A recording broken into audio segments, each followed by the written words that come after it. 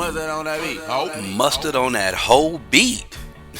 Yo, Wolfgang Amadeus, set in the West Chronicles. I brought this to everyone's attention not too long ago. Targeted or framed, Ronnie Bo situation with him being allegedly shot by somebody that's associated with Jay-Z. And you could check my live. I actually did a live on it not too long ago on the channel. Just go back and check it out. But I'm going to update you guys on that in a second. But overall, right now, the whole situation right now is about what's really going on in the media and who's manipulating what. So first things first, let's go ahead. Everybody was already talking about Diddy and him not getting bond. He's not getting bond. He's not getting bailed out. That's cool.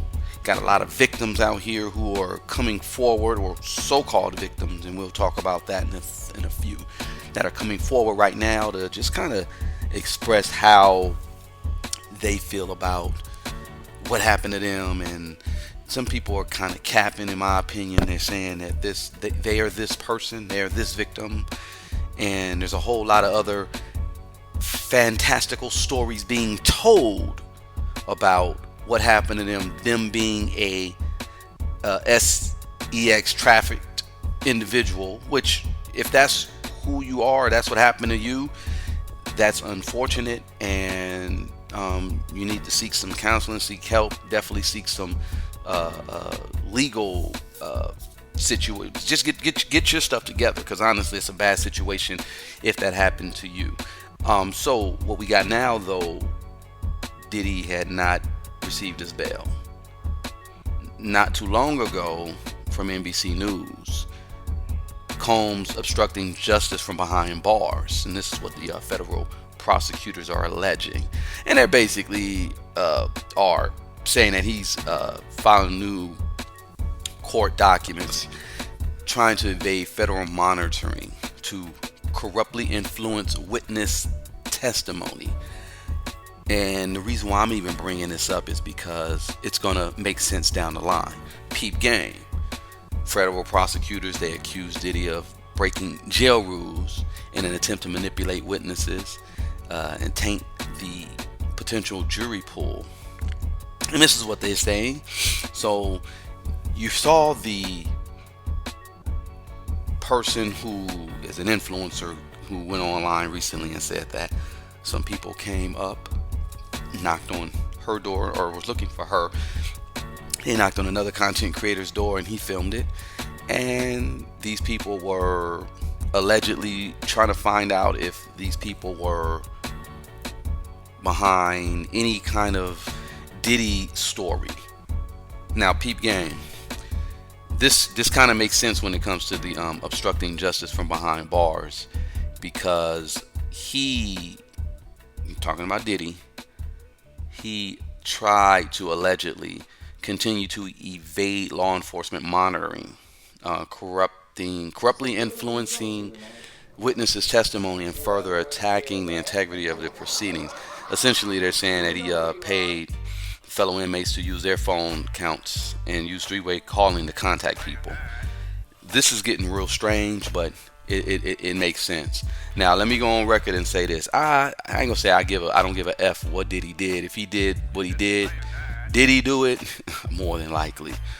So he should definitely see his day in court for whatever crimes he has committed. You got a lot of people on here who are not necessarily sympathizing with Combs, with Diddy, and you have a very few who are. And they're not outwardly saying it, but they're kind of saying it. Just like with academics. And I'm going to move forward with this whole little situation, because before the Diddy situation happened, I was listening to academics. And academics was breaking it down and saying Diddy wanted to party with him and invited him to one of his parties in Miami on Star Island. I know Ak is from Florida. I'm going to tie that into, remember, Florida.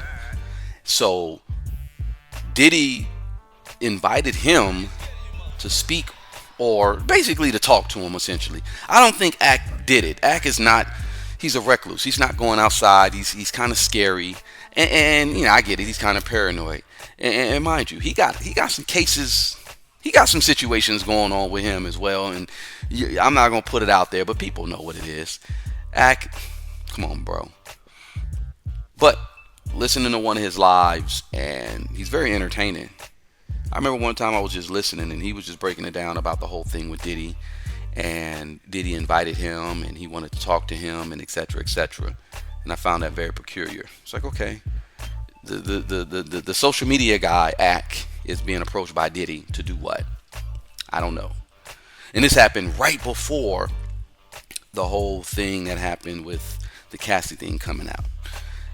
Side note, Academics also interviewed someone not too long ago during the Kendrick Drake beef. And this person that he interviewed essentially said that some people approached him and they they paid him $5,000 to basically activate like a bot farm, a troll farm or a bot farm where Not Like Us would get a bunch of streams, etc., etc., etc. Now, that person went on, not credible, but he went on Axe show and made this statement. Now, Drake, a few days ago, this is MSNBC, or MSN, I'm sorry, they said Drake accuses Universal Music Group of the Not Like Us bots to boost Kendrick Lamar's hit, Not Like Us. So Drake basically filed a petition in New York State Supreme Court accusing his own label, of orchestrating a scheme to inflate the popularity of Not Like Us using bots, pay-to-play deals, and deceptive practices. According to the filings, UMG worked with Spotify, Apple, and others to ensure the track dominated charts and streams at Drake's expense. And the petition claims that UMG slashed Spotify's licensing fee by 30% in exchange for Not Like Us being recommended more frequently. Allegedly, the bots helped the song by, and they achieved 30 million streams within the first few days. And this is a tactic that was revealed in the podcast reference in the filing.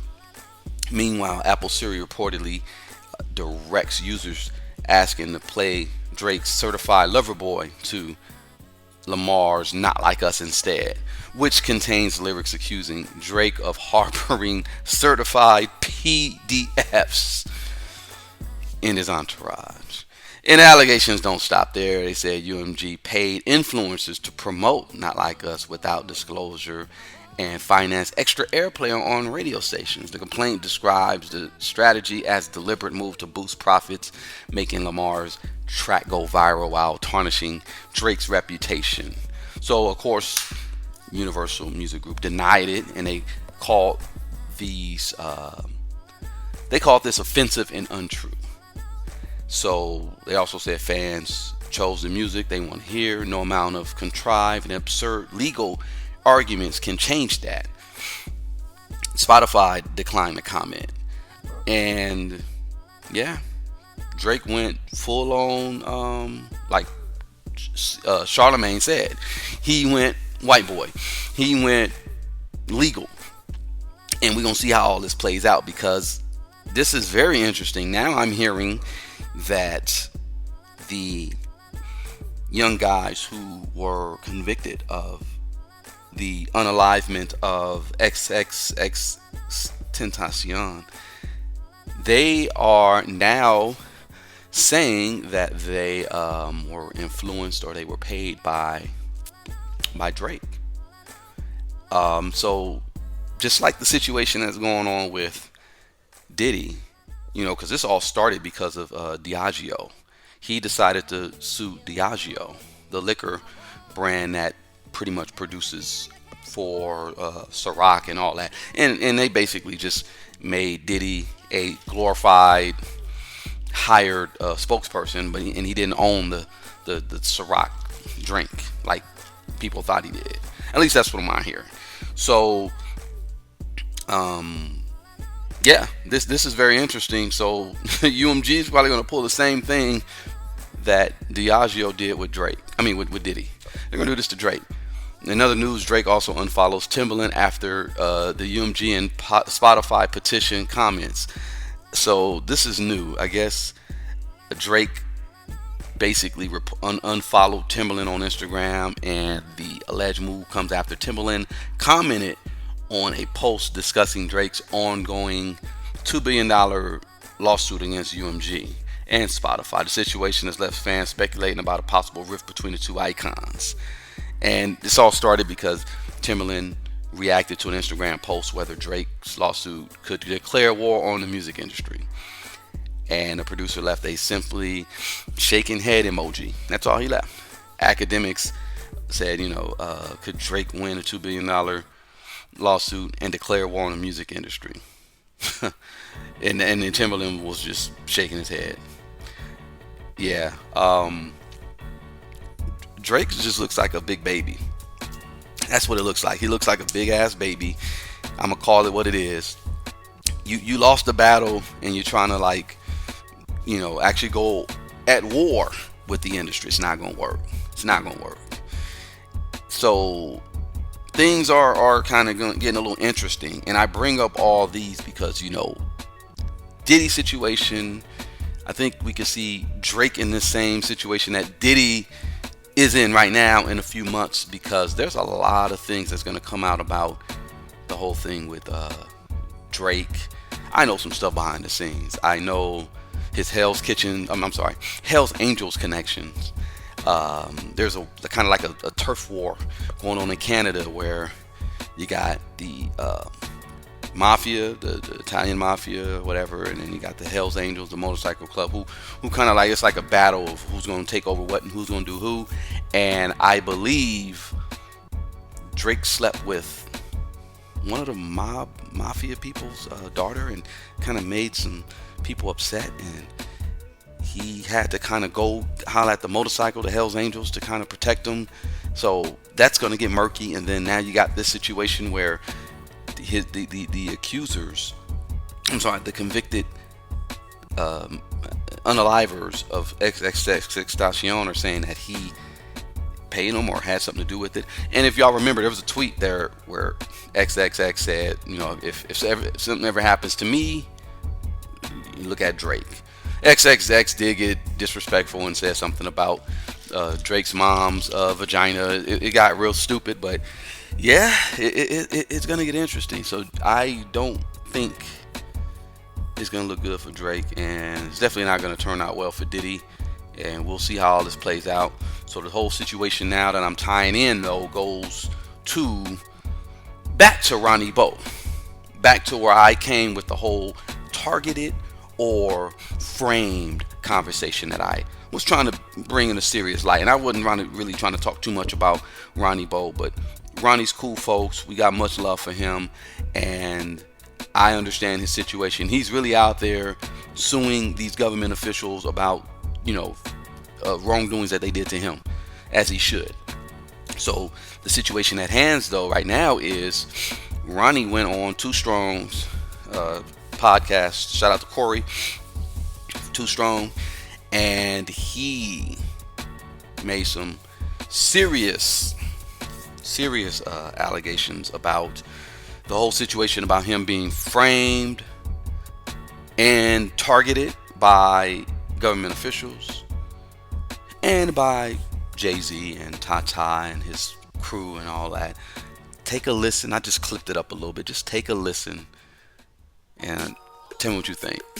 It's the same thing like on these platforms. You have people who have these podcasts and they got the CIA behind them and they got to push a certain agenda. Like a lot of my interviews been taken down for certain reasons because people wanted me to say things that I wasn't willing to say because they want to push a certain narrative that I wasn't trying to push because I'm trying to push truth. A lot of people just not catching on to the rumors that Jay-Z had me shot, right? But this shooting took place last year, March. 2 years now. Did that rumor came out and when the incident allegedly happened.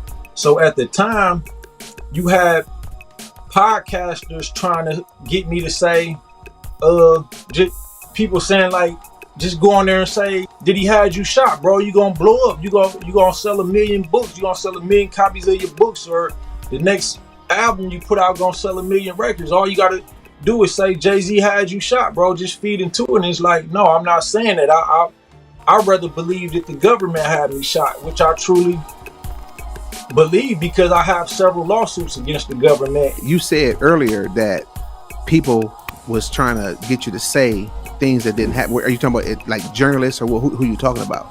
Is it okay if I say one of the names? Yeah, I don't care. Dude named Lionel B. He got the Lionel B show, right? Yeah, I heard of that. Yeah, one of the hottest podcasts out here right now. So we did an interview, and before we did the interview, he was the main person trying to say, man, just say, I think you should just say Jay-Z had some dude you got shot that's gonna go viral. You know what I'm saying? Telling me how I could benefit from saying that. And I already told him, like, bro, I ain't trying to go there. Now look, Ronnie Bo at the end said what he said about Lionel B and the Lionel B show. Now, I know a little bit of history about Lionel B. I do my research. I'll just say ear to the asphalt, info on foes. Always get the inside scoop on all hoes. Say mustard on the beat, ho. Mustard on that beat, ho. Yeah, Lionel B is coming out right now to be just this person online who's doing a whole lot. He had Audrey English on, and he was managing her, and he made a comment or two about Jaguar. He reached out to me and tried to get Jag on his show. Now, let me be straight up and honest or whatever. I know a lot of people. I know people know me, and shout out to Lonzo. Jag went to Lonzo's show, and Lonzo ain't got to pay a dime. Jag is my woman, Jag's my peoples, and Lonzo's family. We just went on over there and just chopped it up like good old family do. Now, there's levels to it. If I get management involved, then that's a whole different conversation. He went out there and made comments about what Jag charges. He complained about Natanya Rubin's charge and this and that. And it's kind of like, look, man, you're a content creator. If you don't understand how this game works, let me give y'all a little bit of insight, just a little bit of game. If you can get 1 million views on a video for YouTube, you can probably bring in 15 to 30K. So if someone's asking for 5K or whatever, and they're not asking for anything on the back end, I mean, if you solid with your business, you're a content creator, and you gamble on yourself or you bet on yourself, you would probably just go ahead and just, throw them that, and that's content that will be used, that could be used, or people may want to clip up and use, and you'll have the rights to, and you'll make that money back tenfold. You got to think, you got to play chess, not checkers. So Lionel B, though, was allegedly managing this Audrey English chick, and he was managing the Lamisha chick. So there's like a little bit of conflict of interest, if you ask me. And I find his story, just everything about him is kind of sus. He has an LLC. He does real estate. He mentions he has money and he pays everything cash, and that's all good. That's all good. Where'd you get this cash though from, bro? And I'm not pocket watching.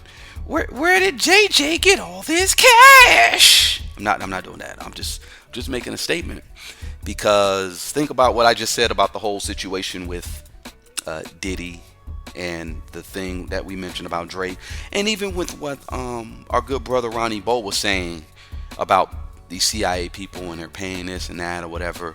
Lionel B is from Florida. He has family in Panama City. He has connections possibly to Tasha K. I'm throwing that out there because of the Panama City connection. And we already know what Tasha K is and what she does. She's a glorified troll. blogger, celebrity, this, what, glorified troll though.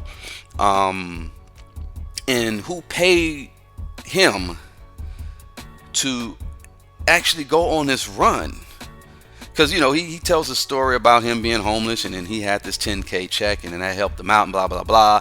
Kind of remind me of the Steve Harvey story, which Steve Harvey, from what I was told, was never really homeless. That was some just cap just to put out there or whatever. Real fantastical. Speaking of fantastical, the Lamisha Fuller situation is very, I'm not going to even comment on it in all honesty. It sounds very fantastical. It's crazy, but if you put certain information out there that could potentially get to a potential jurors' ears, it could taint the jury pool, and you know, potential tainting of the jury pool, and that's what the federal prosecutors are saying about Diddy. I think it goes beyond it's the Diddler. It's the Diddler. It's a few other people. It might be possible situations. The same people that was trying to unalive allegedly Ronnie Bo may be involved with this whole thing, with this muddying of the conversation when it comes to the prosecutors. All that right now. It's getting very strange. All I gotta say, and I said this to a few content creators, be on the right side of history when it comes to this. I'm not enforcing anything. Long story short, Lionel B did approach, and I just felt it in my spirit not to even rock with that cat. Let's keep it at a buck. And then, you know, talking to Gene Deal, and I'm saying, I'm looking at the connections, and I said, okay, it's a good look that I did not even go that route. And I find it funny that Choke No Joke had big upped Lionel B. So Choke, y'all got to start. Choke is looking kind of jokish and real suspicious, in my opinion. And yeah, it's very interesting. Y'all do the connections and y'all do what you do. I'm not lying about Lionel B. He could have possible ties to Tasha K simply because he has family that is from Panama City. And I just find it very suspicious. But y'all pay attention and y'all stay tuned. Be aware of these content creators who's out here and they call themselves Avengers and truth tellers and all that. And they are full of ish. And in real life, they are married to drug dealers and got connections with law enforcement. And they hail to be this crime fighting hero, but they're married to a Fetty Wap dealer and a meth dealer. It's crazy. It's crazy. You just got a lot of little funny things that's going on this internet. And my OGs always say, follow the money. Follow the money. This is going on longer than I expected. I hope y'all enjoy it though. You know what I'm saying? I'm just kind of wrapping this up because I kind of wanted to put a cap on the targeted or framed live that I did some time ago, and I just hope it helped y'all figure out a few things when it comes to what's going on with these drama-filled YouTube streets. On that note, we out. What's that on that beat? Wolf gang, where you at, man? Wolf. Shit.